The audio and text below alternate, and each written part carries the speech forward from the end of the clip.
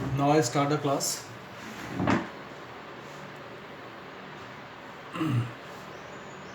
Today's topic is Archimedes principle.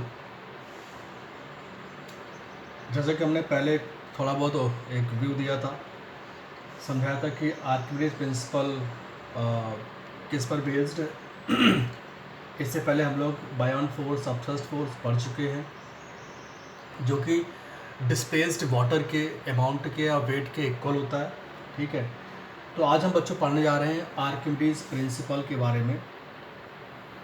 Topic name is Archimedes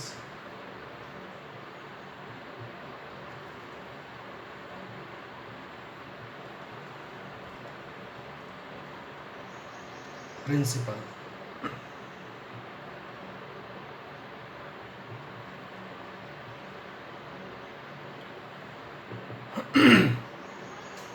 तो बच्चों, जैसा कि हमने कल ही बताया था लास्ट मोमेंट पर कि जब किसी बॉडी को हम किसी लिक्विड में इमर्ज करते हैं, डुबाते हैं, तो अपथ्रस्ट फोर्स के कारण हमें उसका वेट कम फील होता है। ठीक है, या आप इसको ऐसे कह सकते हैं कि उसका वेट कम फील होने का रीज़न बायॉन्ड फोर्स है, जो कि हमेशा उस बॉडी पर ऊपर की तरफ लगता है। ये एक कंटेनर है, इसमें कोई फ्लूइड है, हमने किसी लिक्विड को डुबोया, किसी ऑब्जेक्ट को डुबोया है, बॉडी को डुबोया है, तो उस पर एक अपथ्रस्ट फोर्स लगेगा। ठीक है, और वेट फोर्स नीचे की तरफ लगेगा, तो अब जो हमें फील होगा वो वेट कम फील होगा। ठीक है, तो वेट फील कम क्यों होगा? क्योंकि अपथ्रस्ट फोर्स लग रहा है ये। तो आर्किमिडीज ने ऐसा बताया है कि ये जो अपथ्रस्ट फोर्स है, ये इस बॉडी के थ्रू जो वाटर डिस्प्लेस किया गया है, जितना वॉल्यूम या जितना वेट वाटर या फ्लूइड डिस्प्लेस किया गया है, उस अपथ्रस्ट फोर्स के बराबर होता है। Wait of displaced water. ठीक है, ये तो एक ओवरव्यू था। फिर से ध्यान दीजिए मैं क्या बोल रहा हूँ, क्योंकि बच्चे अभी जुड़ रहे हैं धीरे धीरे। तो मैं एक बार फिर से रिपीट करता हूँ कि जब किसी फ्लूइड में या लिक्विड में हम किसी बॉडी को इमर्ज्ड करते हैं, चाहे वो कम्प्लीटली इमर्ज्ड करें या फिर पार्शली इमर्ज्ड करें, लिक्विड में या फिर गैस में, तो वो बॉडी एक अपथ्रस्ट फोर्स एक्सपीरियंस करती है, जिसे हम बायॉन्ड फोर्स भी बोलते हैं। ठीक है, और ये जो बायॉन्ड या अपथ्रस्ट फोर्स है, इस अपथ्रस्ट फोर्स के इक्वल उस फ्लूइड, डिस्प्लेस्ड फ्लूइड के बराबर होता है, जो कि उस बॉडी को डुबोने पर जो वाटर या फ्लूइड डिस्प्लेस्ड होता है, या इंक्रीज्ड वाटर जो लेवल होता है, जो बढ़ जाता है, वो level of water, increased level of water जो है वो बायॉन्ड फोर्स के बराबर होता है। तो हम आर्किमिडीज प्रिंसिपल में यही पढ़ने जा रहे हैं। तो चलिए लिखते हैं प्रिंसिपल के बारे में। स्टेटमेंट इसका क्या होगा वो देखते हैं। पहले हम लिखते जा रहे हैं, आप लोग भी नोट करते रहिएगा।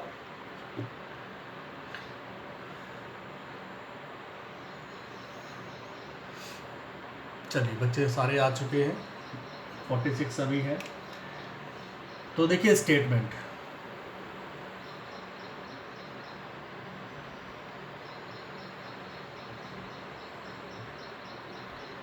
स्टेटमेंट क्या है? When a body is emerged partially, when a body is immersed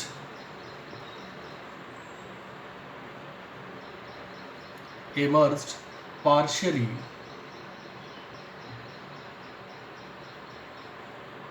or completely in a fluid, or completely in a fluid।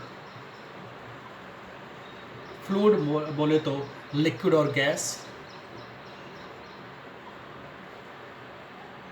liquid or gas, it experiences an upthrust. It experiences an upthrust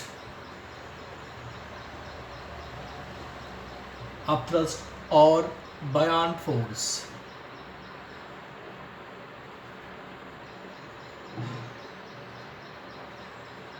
buoyant force which is equal to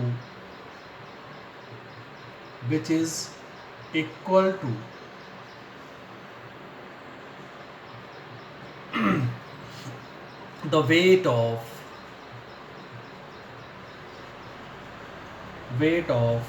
the fluid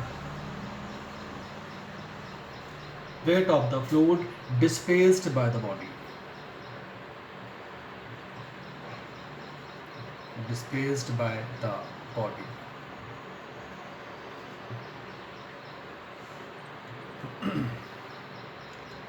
When a body is immersed partially or completely in a fluid, liquid or gas, it experiences an upthrust or buoyant force which is equal to the weight of the fluid displaced by the body. Please note down. Proof of Archimedes principle.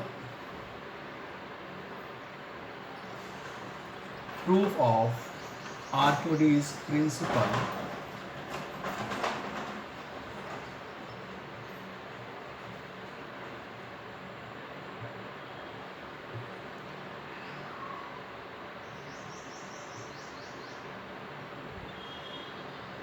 इसके दो part करते हैं board के, ताकि एक ही board में सारा आ जाए, वरना हमें वेट करना पड़ता है। तो बच्चों हमने क्या किया हुआ है, हमने एक कंटेनर में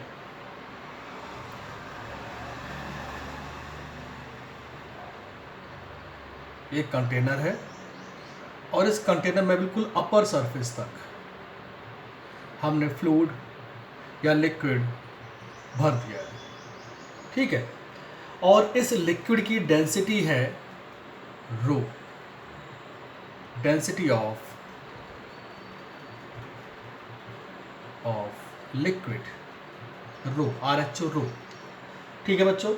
और हमने इसके अंदर एक सिलेंडर लिया हुआ है, एक सिलेंडर समझते हो ना, जैसे कि गैस सिलेंडर, उसका जो शेप है, ठीक है, उस तरह का हमने शेप का एक बॉडी लिया हुआ है, आप देख सकते हैं। सॉरी, थोड़ा सा ये हमें नीचे बनाना था।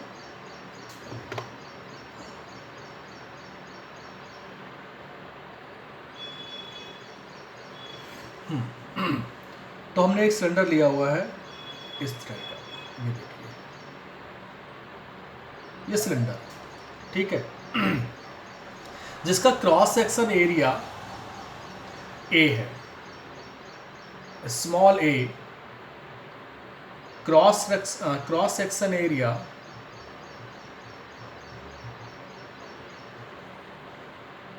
ऑफ सिलेंडर, ठीक है। हमने क्या क्या ले लिया, डेंसिटी ले लिया और इस सिलेंडर का क्रॉस सेक्शन एरिया भी ले लिया। आप इसका नाम कर दो ABCD इज अ सिलेंडर, ठीक है बच्चों। अब एक काम करते हैं, जो ऊपरी सरफेस है, ये जो ऊपरी सरफेस है इस सिलेंडर की, इसकी जो हाइट है कहाँ से, वाटर की अपर सरफेस से, ये लिक्विड का सरफेस है ऊपर की तरफ, लिक्विड सरफेस, इसकी जो हाइट है वो हमने ले ली h1,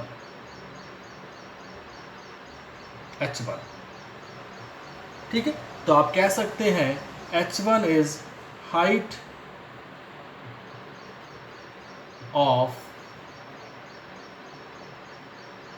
ऑफ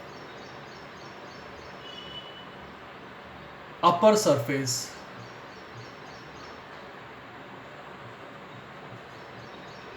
ठीक है। तो हाइट आप कहाँ से ले रहे हो, हमेशा AB से ऊपर की तरफ, जो भी आप हाइट कंसिडर करेंगे, लास्ट जो एंड पॉइंट होगा वो यहाँ तक होगा। तो आप इसे कह सकते हैं कि ये आपका हो गया h1, ठीक है, अपर सरफेस। तो अब बचा लोअर सरफेस, इसको हमने हाइट ले लिया h2, यहाँ से लेकर के यहाँ तक। तो h2 is height of lower surface.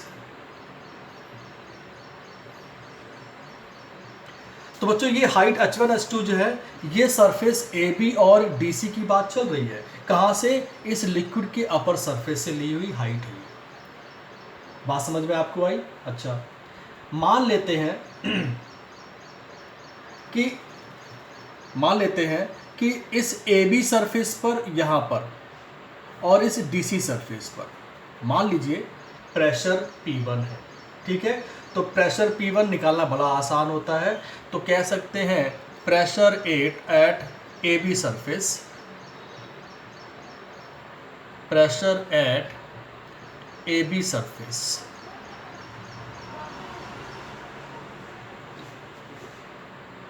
तो बच्चों क्या होगा, P1 इक्वल्स टू, आप जानते हैं प्रेशर का फार्मूला हम लोग निकाल चुके हैं, height into density into gravity, ठीक है। मींस इस वाले सरफेस की हाइट जो है वो है आपकी h1, ठीक है। डेंसिटी ऑफ लिक्विड वो रो रहेगी क्योंकि लिक्विड की डेंसिटी है, इनटू g, इक्वेशन नंबर 1, ठीक है।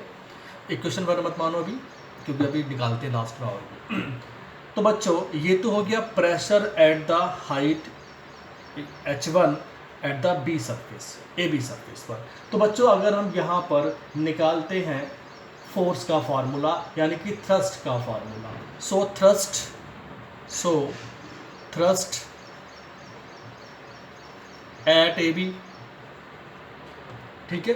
थ्रस्ट बड़ा आसान सा फार्मूला है, we know pressure equals to thrust upon area, सभी जानते हैं, ठीक है। सो थ्रस्ट इक्वल्स टू यानी कि F1 मान लें, F1 equals to pressure into area, so thrust equals to pressure P1 और इस वाले सिलेंडर का अपर क्रॉस सेक्शन का एरिया कितना है बच्चों, A।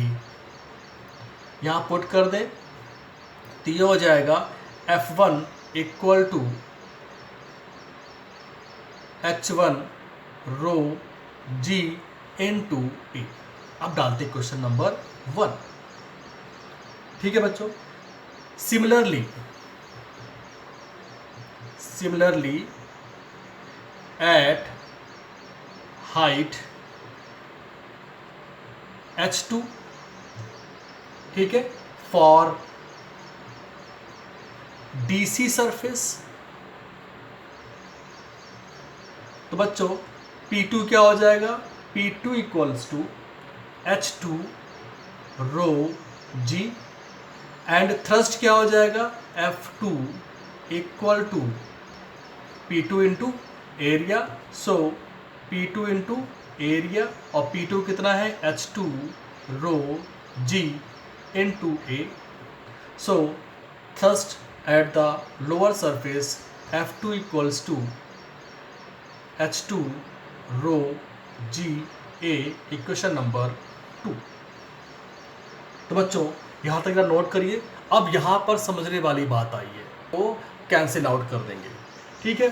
अब बचा कौन सा फोर्स, यानी कि केवल हमें वर्टिकल कॉलम के कारण हमें फोर्स निकालना है, बस वही बचा हुआ है।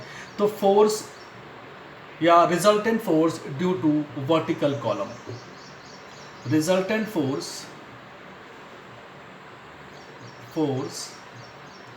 Due to vertical column. अब यहां पर भी आप समझिएगा इस बात को, ठीक है। पहला पॉइंट बच्चों ये है कि प्रेशर जो इस वाले सरफेस पर होगा, इस वाले सरफेस जो कि H2 हाइट पर है, और प्रेशर यानी कि A, B और C, D। तो आप कहेंगे क्योंकि भाई इसकी हाइट ज़्यादा है, कितनी हाइट है वो, H2 आपको दिख रहा है, और ऊपर वाले सरफेस की हाइट H1 थी, वो कम थी, तो प्रेशर कम है ऊपर के सरफेस पर, नीचे की सरफेस पर प्रेशर ज़्यादा है। तो आप कह सकते हैं कि इस वाले सरफेस पर फोर्स की वैल्यू ज़्यादा होगी, ठीक है। यानी कि F2 is greater than F1, F2 is greater than F1। समझ में आपको बात आ गई बच्चों। तो रिजल्टेंट फोर्स जो है वो इस पर अप्लाई कर रहा होगा, और वो रिजल्टेंट फोर्स कौन सा, F2 और नीचे का F1। तो बच्चों ये F2 और F1 अपोजिट होंगे। F2 जो होगा बच्चों वो नीचे की तरफ होगा, F1 नीचे की तरफ होगा और F2 ऊपर की तरफ होगा, ठीक है बच्चों। तो इनका रिजल्टेंट फोर्स जो होगा वही अपथ्रस्ट फोर्स होगा, ठीक है। यानी कि अपथ्रस्ट फोर्स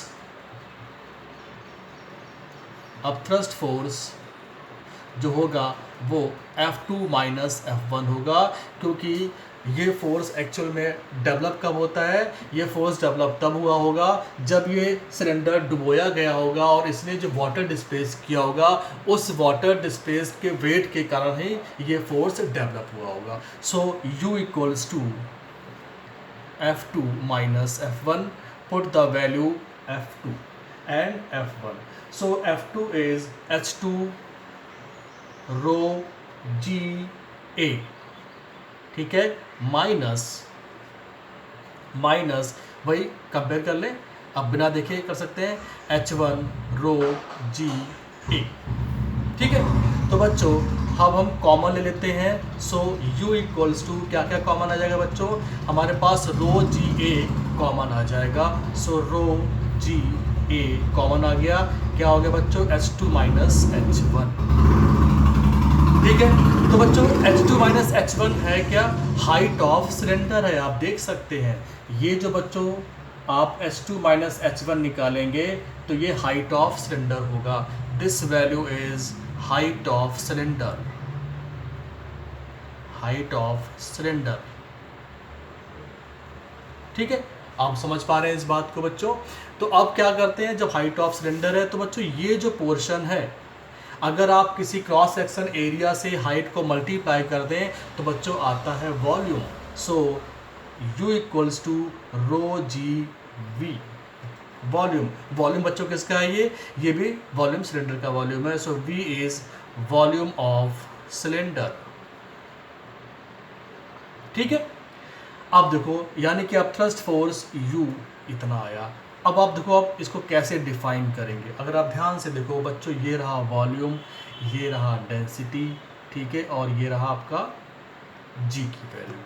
अगर आप ध्यान से देखो, क्या डेंसिटी इक्वल टू होता है मास अपॉन वॉल्यूम, ठीक है, राइट। तो ये वॉल्यूम किसका है, सिलेंडर का। अगर डेंसिटी इंटू वॉल्यूम कर दें तो बच्चों क्या आएगा, ध्यान दीजिएगा ज़रा, इसकी वैल्यू और इसकी वैल्यू साथ ले लें तो आप देख रहे हैं क्या आ जाएगा, मास mg u। तो आप इसको ऐसे नहीं लिखेंगे बच्चों, U फॉर अब थ्रस्ट फोर्स या buoyant force,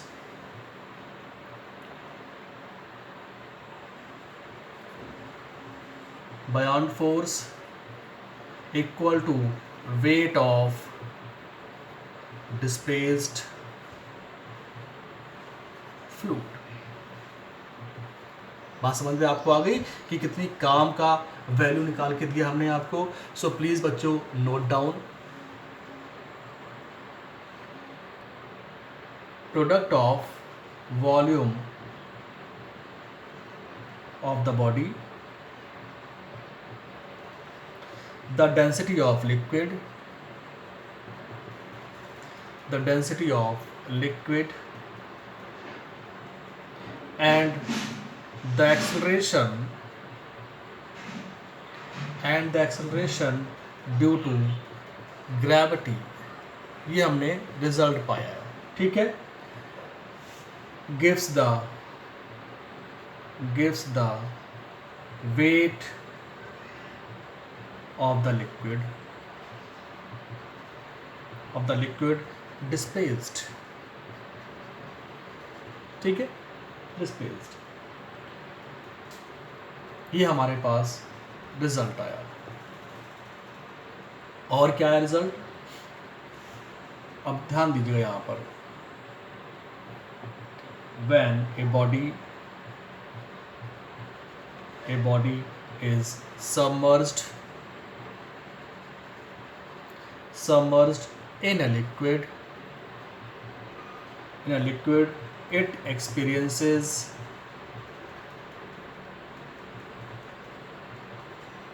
an upward thrust equal to weight of the liquid displaced by the body.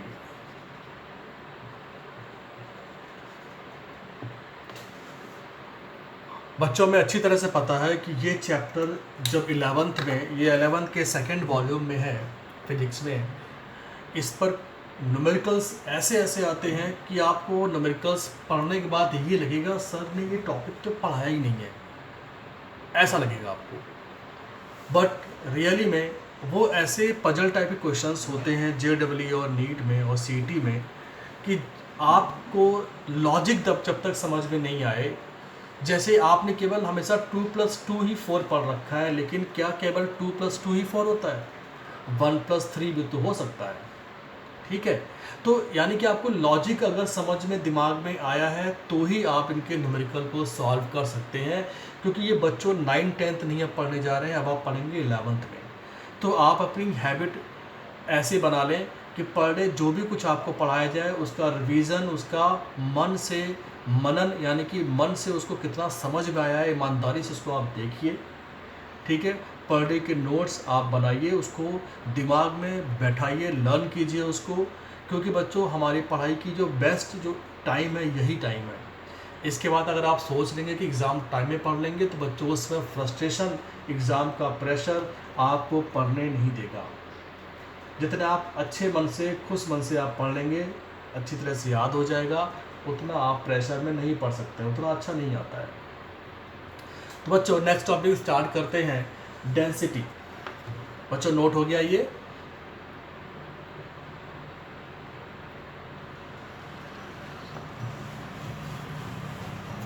So next topic is density. ये बार बार क्यों पढ़ाया जा रहा है? क्योंकि इसमें थोड़ा सा आगे एक्सपेंशन होगा, इसलिए पढ़ा रहे हैं इसको। So now density. Density, ratio of mass and volume, ratio of mass and volume, ठीक है, is known as density of material of the body,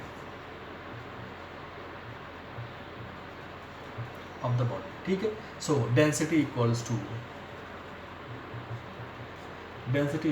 to mass upon volume, ठीक, and unit rho equals to mass upon volume, so unit of kilogram per metre cube, ठीक है। ये तो SI में हो गया, या फिर कह सकते हैं ग्राम upon centimetre cube in CGS।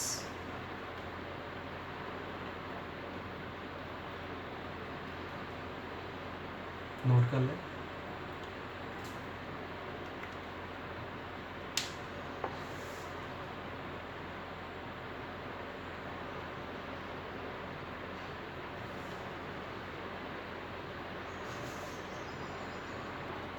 The ratio of density of the substance to the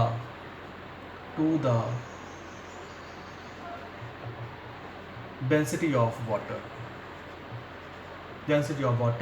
at 4 degrees Celsius is known as the relative density, ठीक है, of the substance, right? So relative density means RD, short form लिख रहे हैं, of substance, ये formula है बच्चों, equal to density of substance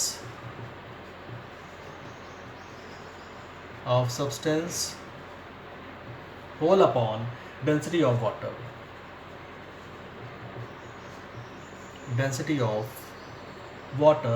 at 4 degrees Celsius.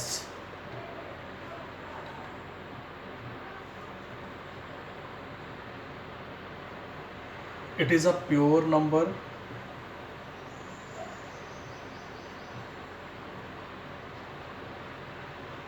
having no unit.